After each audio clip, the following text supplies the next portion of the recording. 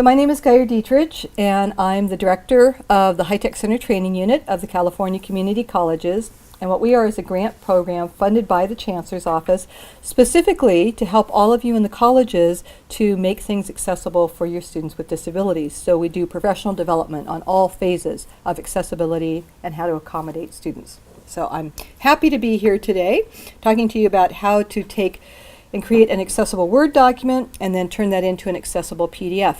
Now, everything that I'm going to tell you will also apply to other programs. So it will apply in PowerPoint and Canvas.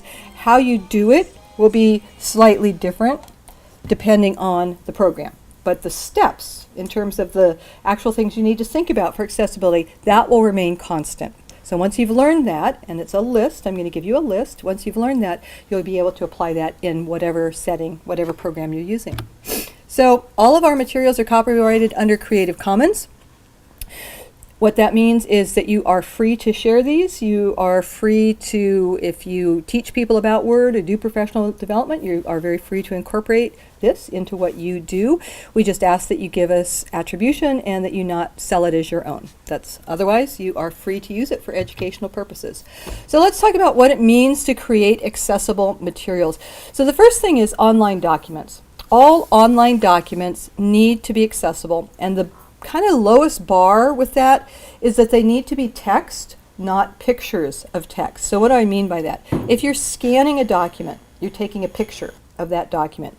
And you can post it, and it looks like there's text there, but it's a picture of text. And that's a subtle difference from the perspective of the person using technology. A screen reader, which is a piece of technology used by individuals who are blind to be able to read everything that's on the screen, the screen reader is the one that counts. It has to see it as text, which means you have to be able to interact with individual characters.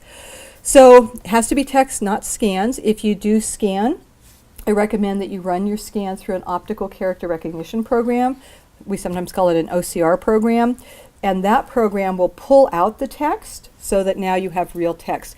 And those programs actually work really, really well. There's one that's talked about later in your presentation called Abby FineReader. It works really well for that.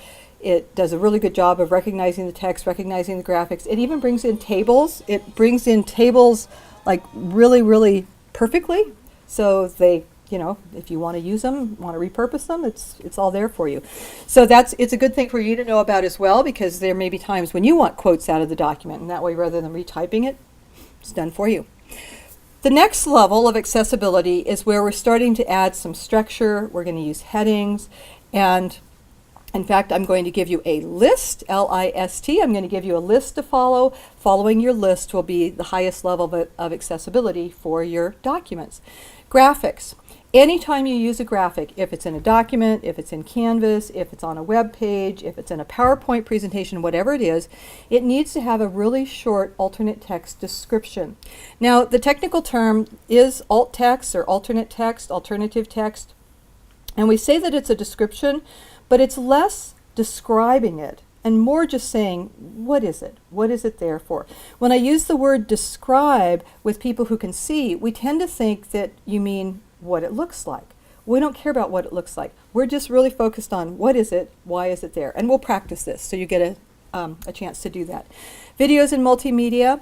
All videos that you use do need to be captioned. We're not going to go into that today because we're focused on documents, but just know that that is something that you do need to do as well if you're posting videos.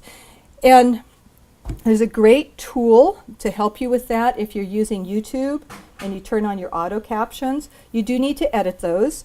The reason is they're not 100% accurate. That's one reason. The other reason is that it doesn't include punctuation.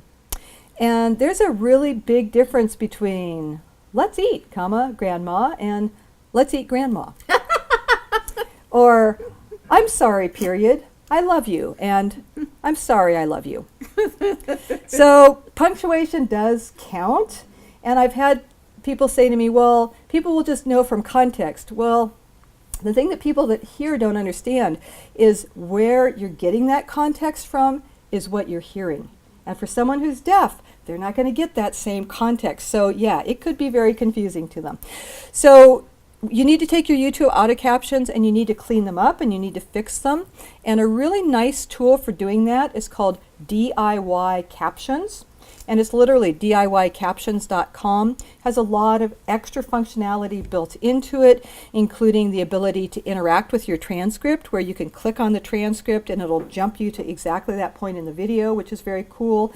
It also has nice tools built in where when you insert punctuation, it will automatically capitalize the next letter, which is very cool because, you know, if you've got an hour of video and you're constantly period, capitalize the next I mean, that can take a long time. So some nice tools with DIY captions.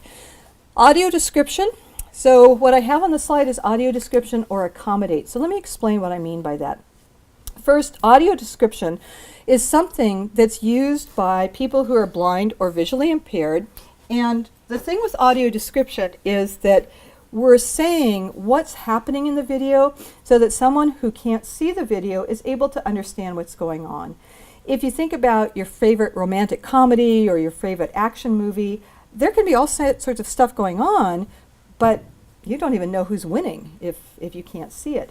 So that's what audio description is for, is helping people understand what is the action, what's going on with that. Now, to do that to commercial products is very difficult. It's expensive, it's time consuming. It actually requires quite a bit of talent.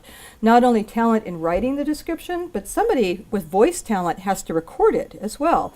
I mean, you don't want to be in the middle of a romantic scene and hear they're kissing now. It just kind of is a real mood breaker. So there's a lot more involved with that. So with third-party materials, you really have to accommodate that, and that would be working with disability services. If you have a student who's blind in your class, they'll work with you and they'll help you figure something out. But things you create yourself, that's what I'm more concerned about. Things that you create yourself, make sure that rather than just writing something or just pointing to something, that you verbalize. Verbalize what you're doing, verbalize what you're pointing at. So, for example, for me, I create a lot of materials that have to do with computers, like this class where I'm teaching people how to make accessible documents, how to convert documents, that kind of thing. So rather than saying, click here, be very specific. You know, click on the view menu, choose the draft view, verbalize what you're saying, just be very specific about that. If you're teaching a STEM subject area, math or science, and you're drawing a diagram or you're writing out an equation, just verbalize it. So in the equation, x squared plus 2x equals y, whatever it is, rather than saying, well, in this equation. And it can be a little bit tricky at first, but quite honestly, just that one simple change of doing more verbalization, not only is it absolutely necessary for your students who are blind or visually impaired, but it's really helpful for a large segment of your students. We tend to focus with accessibility a lot more on the extremes. We talk about individuals who are deaf, individuals who are blind. But the fact of the matter is that you have a really large proportion of students who have ADD, ADHD, attention issues, or they have learning disabilities. And for that whole class of students, which is a very large proportion of your students with disabilities, they are very much, their learning experience is very much enhanced by having audio description. So this is not for just a small segment that you're doing it for. It's really for a large segment. I had one faculty member tell me she thought she was doing a great job at this, and then she actually watched her own video with the monitor turned off, and she was kind of appalled. She said, if I didn't know what I was doing in the video, I would have had no clue. So that can be a good sort of wake-up call. Try it, see how it works, and then go, oh, might want to change that a little bit. It will make you a better teacher if you do that. It really will. So for accessible documents in particular, where's the easy button? There's a friend of mine that I present with on the national level, and he said one time in my hearing, oh, Geyer, she's all about the easy button. And I am. I'm always looking for, where's the win-win? Where's the win for you and for your students? Where can we make your life easier and also make it better for your students? So I'm always looking for what's going to save you the most amount of time. And one way to do that is, in addition to posting your PDF, you can post your original, your RTF, your DocX, whatever your original is that you're working in. And the reason is that for most individuals who are blind, if you give them a choice between a fully accessible PDF and a Word document, they'll take the Word document every time. It's easier for them to work in. It's an easier interface for them to use. It gives you the functionality of the find features in Word, some of the navigation features in Word that are superior to those of what they can do with a PDF. Now, I've also had people say, well, then why should I post a PDF at all? We don't have to, but the reason that you post a PDF is because it is a format that can be opened on any computer. Everything will handle a PDF, and it's also a very good printable format. Yeah, you had a question? Yes. So I have a lot of students who use Apple products Uh-huh. and Pages. Uh-huh. And so how does the accessibility, if I create a document in Word and have the accessibility there, will it convert to Pages? I don't see it listed Ooh. as an extension. Yeah. But very commonly that's it. You know, Formatting issue outside of accessibility in general. that's a really good question. I haven't tried converting to Pages. I know in general it's certainly doable. I have never tested to see how many of the accessibility features actually are retained. I know that some of them are, but I don't know if all of them are. Certainly your hyperlinks will be retained. Your structure, your headings will be retained. I'm not sure about your alternate text on the images, if that will be retained. Although I wouldn't be surprised, because Apple's pretty good about recognizing they have to play nice with others. Microsoft not always so much, but Apple's pretty good about that. But what you can do is also try, instead of taking a doc over to Pages, try the RTF. The RTF, that's sort of Microsoft's nod at playing nice to others. So it is a format that usually works better for other programs besides Word.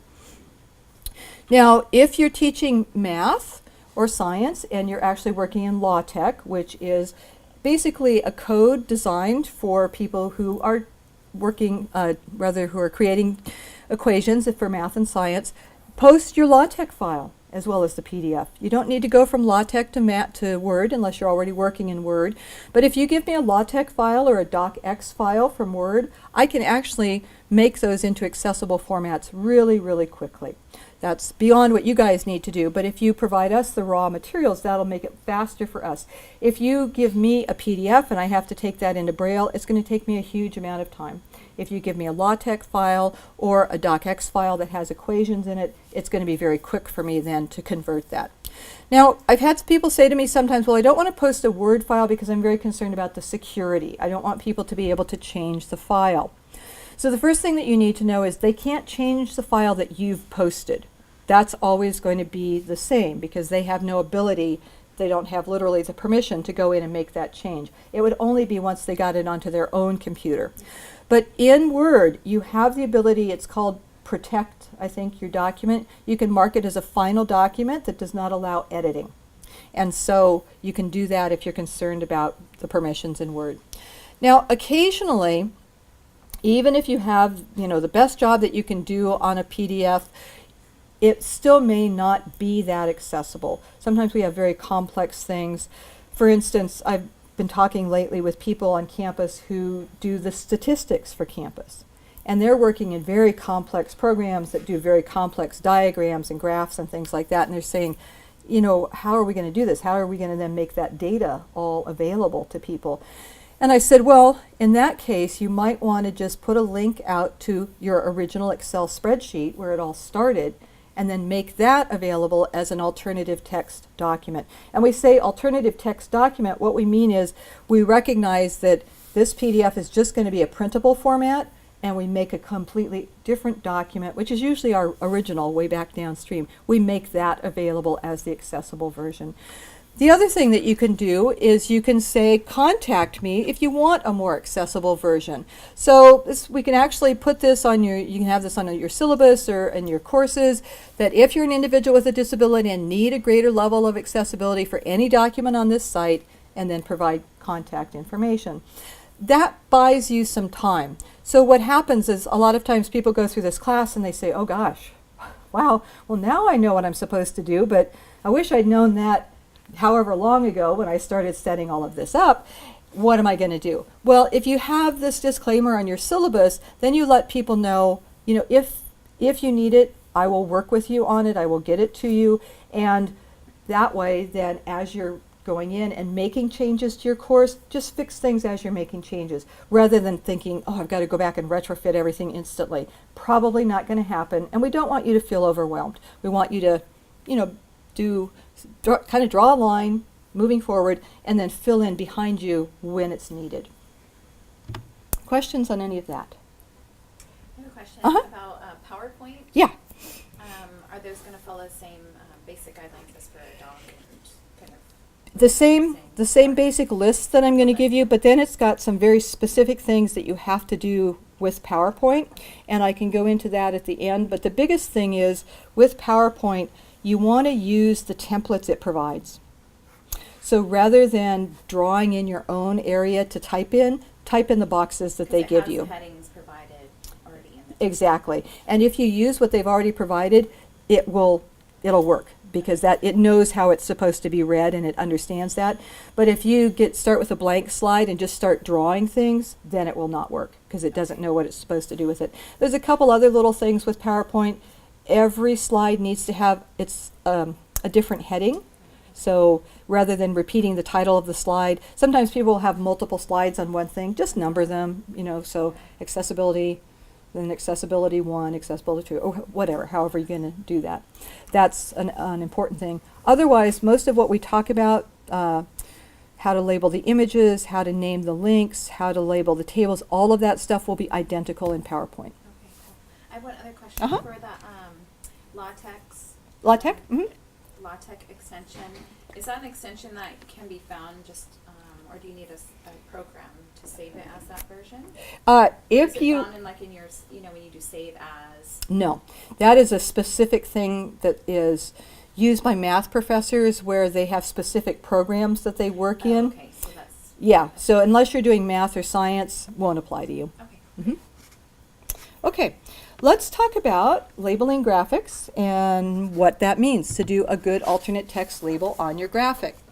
So when we talk about describing the graphics, really what we're focusing on is, what is the purpose of this graphic? What is the intent of this graphic? And most graphics fall into one of two camps. They're either pretty much decoration, kind of okay, we don't want this course to look too hard, so we're going to toss in a graphic every once in a while to make it look a little bit easier.